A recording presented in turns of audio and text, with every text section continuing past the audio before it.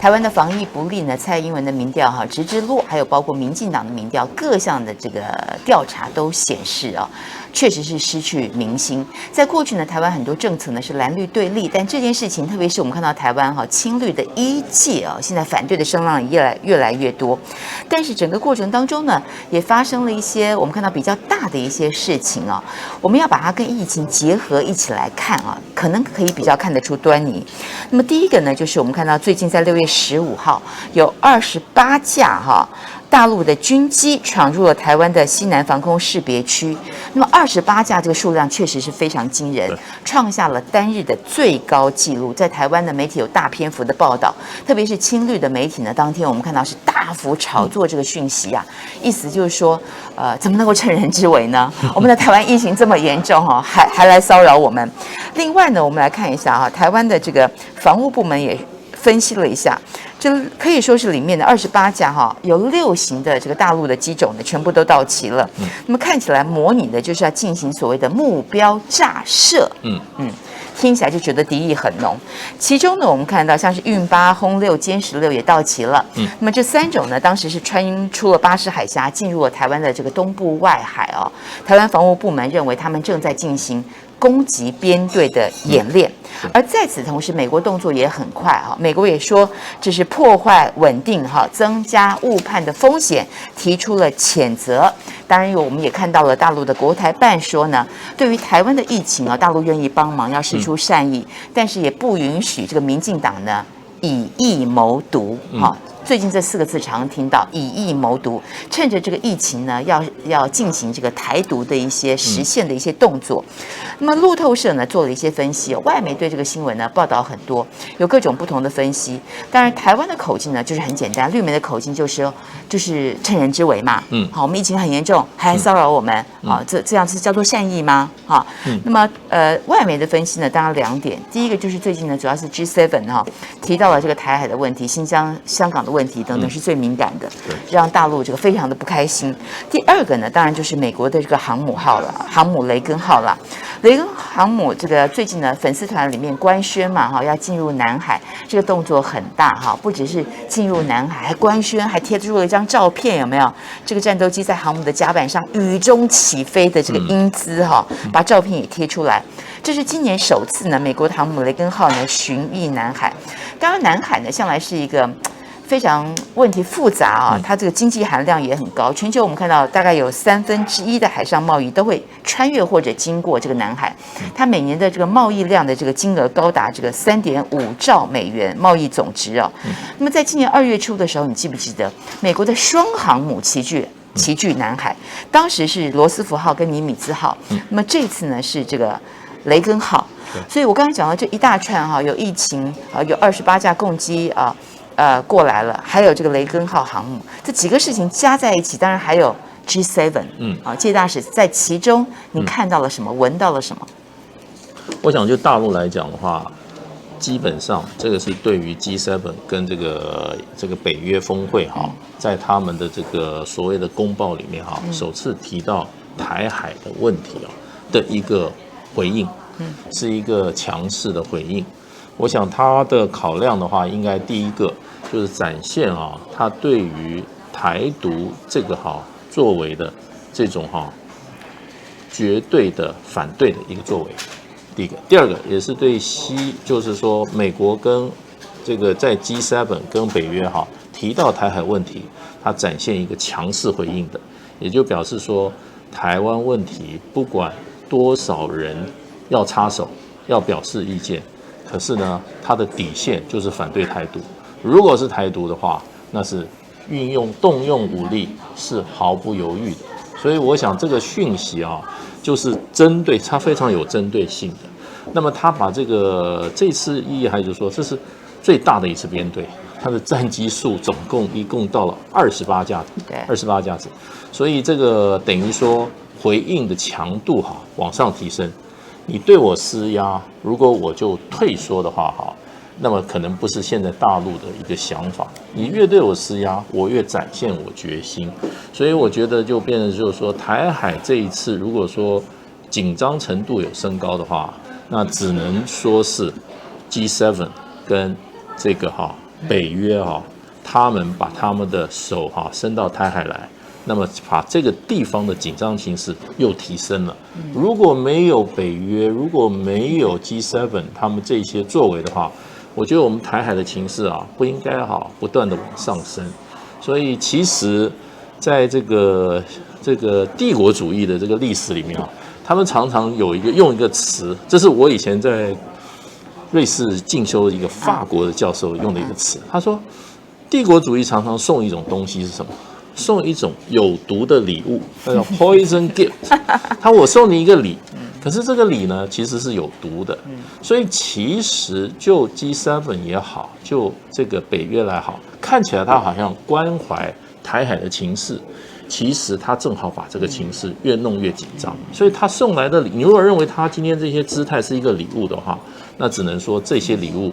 就是帝国主义善用的有毒的礼物。但还不止如此除了 G7 之外，我们看到最近日本跟澳洲2+2会谈，也谈到了台海问题嘛。照理说，你日本跟澳洲他们联合声明里面强调台海和平的重要性等等也是第一次把台海问题放到他们的联合声明里面。所以在全世界呢，我们看到台海问题在各个领导人的会面各个这个国家的这个声明当中呢，好像都会这个稍微点到一下，是不是大家不约而同都在往这里刚刚丢所谓的有毒的礼物？但是呢，这是在这个中美两大强权当中，台海问题向来是最敏感的那个神经。但是呢，如果说我们把这个视野缩小，就放在我们台湾这个岛内的话怎么看待这个事情呢？主要是因为疫情使得问题更加严重。我们知道民进党呢过去有一个非常常用的一个操作手法，就是当他自己的领导或是民调出现危机的时候呢，他最简单的方式就是打恐中牌，就是你看看我们被中国大陆欺负了，所以我们要团结起来对抗中国大陆所以大家就会忘记了他内政上面的一些不好的一些事情那这一招呢，在过去几次选举当中都有效，所以这次呢，主要我说还是要把疫情的因素放在里面来看，就说因为呢，这个疫情防控实在是太糟，民调崩跌的太厉害，所以呢，我们看到最近所有的绿媒都在操作这个议题，刚刚这个季老师讲的这些，但是呢。问题是疫情做得好不好呢？有一个还真的是把大家吓出了一身冷汗，恐怕比这28架共机来还要可怕。6月9号的时候，你记不记得台北公馆有一个空军战管中心？这个战管中心呢是在一个地下的洞窟里面因为它要监控所有这个共机来，恐怕都是它是第一个监控是一个非常非常机密的地方。蔡英文呢也去这边视察过。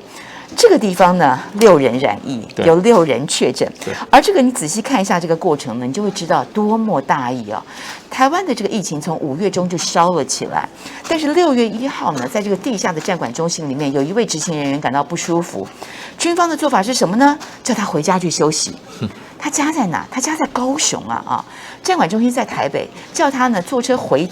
高雄去休息。结果这个人呢不太放心，他就自费呢去采检。6月1号回家，6月5号呢确诊，这一确诊不得了，炸了锅在你想想看，在一个地下的洞窟里面的战管中心，这些人都是透过空调在呼吸，结果把所有站岗人员招回来之后呢，一验6个人确诊，好，这一下完蛋了，这才叫什么？这才叫做台湾最大的一个安全危机嘛，对不对？这顾立雄应该下台了，他什么国安会秘书长？他自己先去打疫苗，他第一个抢着打疫苗，他不晓得战管中心的所有的这些人才是最重要的第一线的，是，而且他会传染给别人。台湾都说什么叫第一线先去打疫苗，所以什么叫做第一线呢？做梗图的丁一鸣打了疫苗顾立雄在幕后指挥这个，他是很重要，没有错啦但是他打了疫苗，我们看到战管中心第一线的人也没打疫苗，所以这个部分呢，才是真正把大家吓出了一身冷汗但这个新闻我们看到在台湾呢，并没有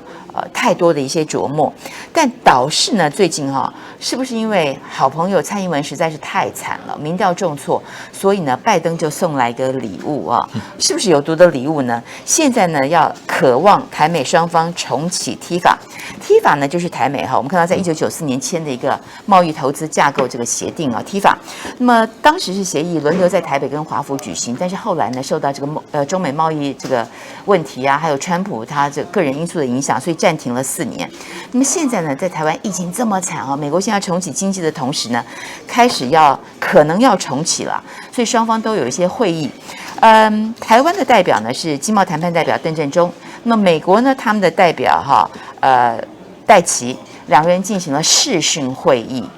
当然这个视讯会议呢，绿媒很开心嘛，哈，我们台湾感觉上又跟美国并肩作战，而且呢，这是好朋友拜登给我们台湾送来的一个温暖，雪中送炭。但是很多人可能没有注意到的是，在同一天，几乎是同一个时间点，中国大陆的商务部长王文涛跟美国的商务部长雷蒙多彼此之间呢，也举行了一个部长级的对话。当然，中美之间是有邦交的，所以当然他们是部长级的对话。那我们是代表我们是这个视讯，他们是这个电话对话。但是你可以看到这个美国操作的一个微妙但是当然我们的这个绿媒他在截取新闻的时候只写前半部嘛，后半部就比较没有写。你怎么看待这个拜登的雪中送炭？其实讲这个踢法，我还蛮有趣的，我也有兴趣。为什么？第9次的时候，我参加过，我那时候在经济部，我是副总谈判代表，那次跟美方谈这个踢法大概已经签了30年了，过去已经开了10次的会，是。那么这次要开就是第11次会。以我了解的这个我们现在跟美国在这个经贸上的这个所谓的这种所谓的这个我们的这个议程上面的问题美方有好几个问题。他过去第一个问题是什么呢？第一个他要解决的问题，因为我们有这个叫我们谈判叫 shopping list， 你要得到什么？台湾我们这边也有一批，比如说有10个项目好了，1、2、3、4、5、6，美国也有10个项目，1、2、3、4、5、6、7、8、9、10。过去不谈的原因为什么？因为美国说你先把美猪的问题解决了，我才跟你开会。